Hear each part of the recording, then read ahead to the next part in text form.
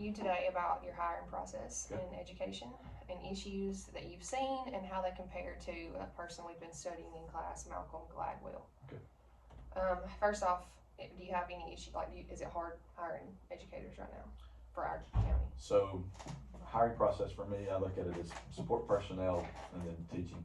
So if you're looking at support personnel, it's like you're hiring a custodian, a maintenance worker.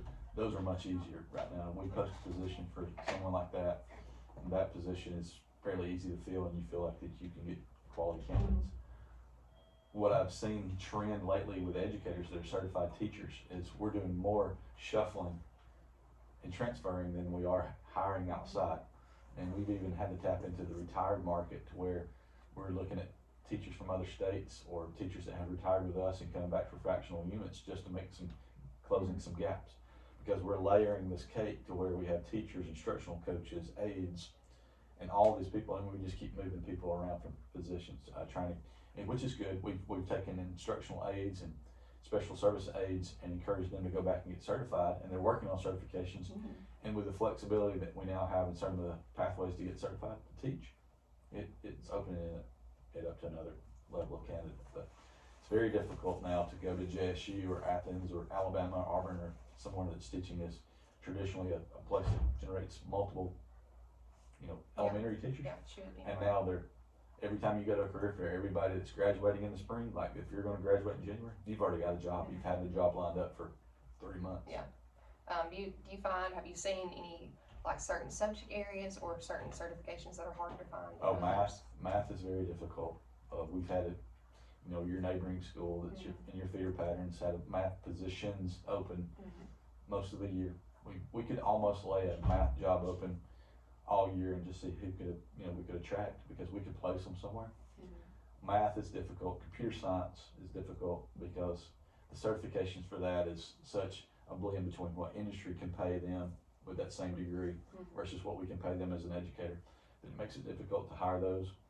Science, but sadly now it's got to the point where it's everything. Special ed, ELA, science, elementary. Yeah. When you don't have 20 applicants for an elementary position, now you have maybe 1, 2, or 3.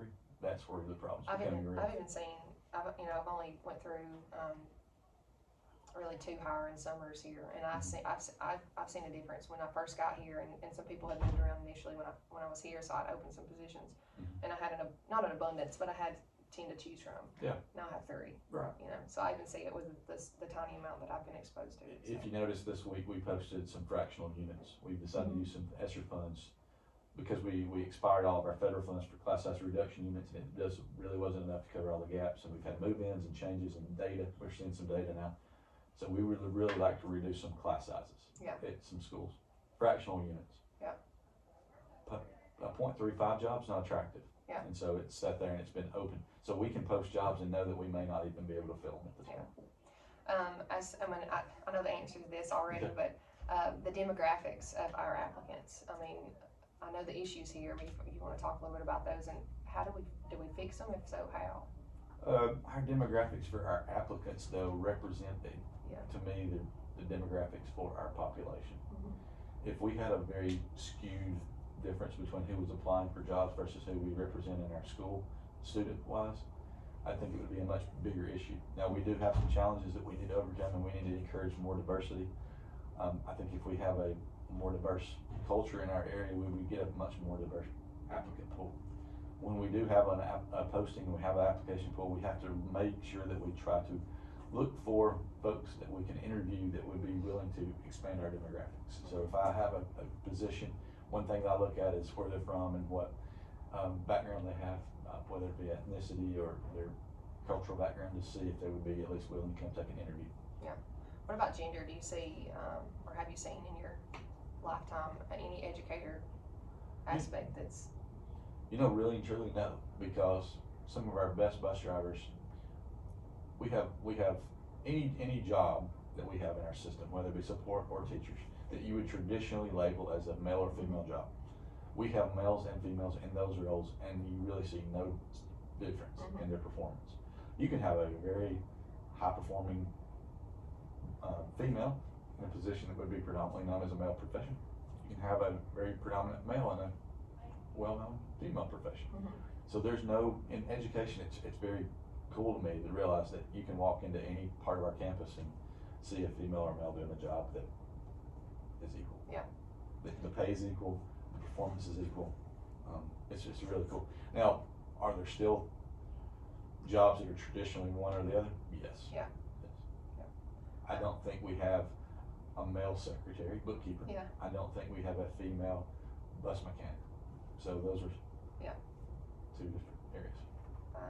It's we love to have, if we ever do find a male in elementary, we love to have them around for sure. Mr. Dukes was a male elementary teacher, and that's, for a while that was sort of rare. Mhm.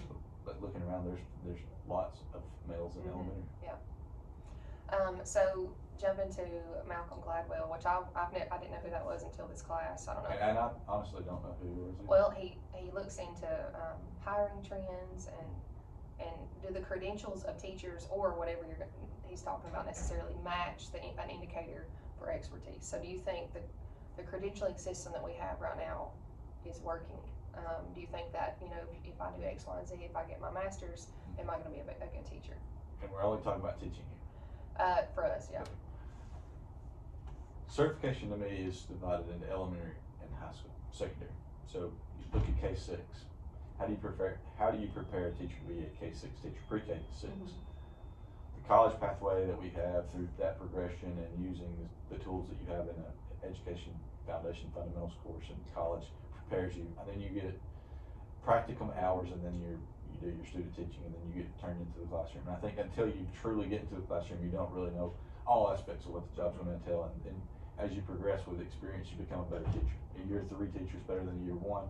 A year 10 is probably better than a year 5, as long as they're making the correct professional development growth along the way, like adding OG. Mhm.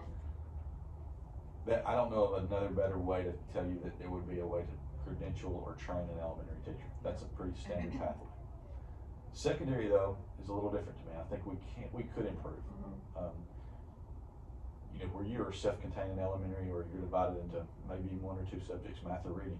High school is very specific toward a content area. So you take a teacher, you send them to college, become, they get foundation courses for education, and then they take a certain amount of Mhm. content, like you took science, Mhm. certain number of hours.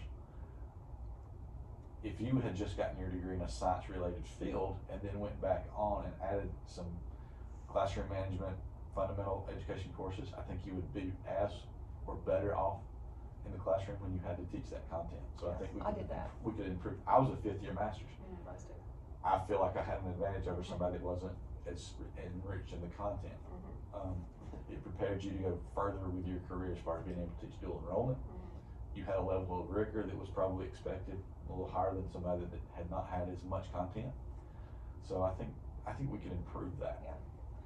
He talks about the mismatch problem. So when the criteria for evaluating job candidates is out of step with the reality of the job demand. So Mr. Gladwell or Dr. Gladwell actually talks about like narrowing the path. You're taking all these people and you're narrowing it down because of all the things they have to do. Like praxis exams. Yes, and TPA. Yeah, at TPA now and all these things. And he said we should actually be opening up more so that we can get better candidates. Well, I think that's what we're trying to do with this alternate certification because of the shortage that's created. I mean, the teaching shortages forced us to create ways to certify differently. Mhm. So getting them in a classroom, evaluating them while they're working and going back to school may be an opportunity to do that. Yeah, we try to funnel them, we try to funnel these people out of, okay, can you pass the exam? Mhm. Can you go through this program with that TPA? Can you provide all this almost unpaid experience when we're asking them to do these practicums and different things? So yeah, we bottlenecked ourselves. Yeah, that's what he says too. And it's not just with education. He talks about it he talks about the combine a lot, like with sports and things like that, and how sometimes those things don't match up with the ability or the level of expertise they have. Right. That's all I have. Do you have anything else you'd like to add about hiring and the hiring process? I will tell you that hiring is probably, whether I was a principal, supervisor, or superintendent, hiring is what creates culture. Mhm. Is the quickest way to change culture, in my opinion, is to hire people that align up with your goals and your expectations. So when you have the opportunity to hire, whether it's a challenge and you only have one or two candidates, or if you have to postpone a hire, or if you have to, pink slip and hire again, until you can get that right, that's the most important piece of your job.